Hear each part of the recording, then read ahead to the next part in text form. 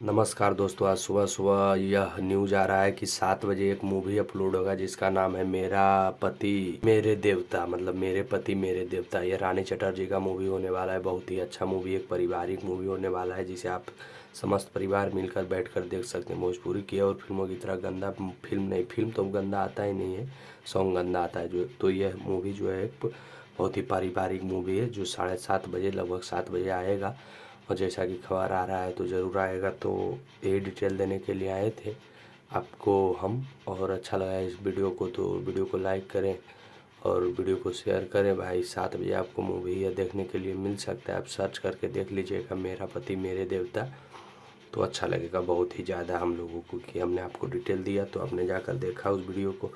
और भाई हमारे चैनल पर जाइए और बहुत सारे फिल्मों का ऐसे वीडियो डाला हुआ है, जाकर देखिए और जल्दी से जल्दी हमारे चैनल को प्यार आशीर्वाद दीजिए ताकि हमारे चैनल पर भाई कम से कम 10 के सब्सक्राइबर पूरे हों।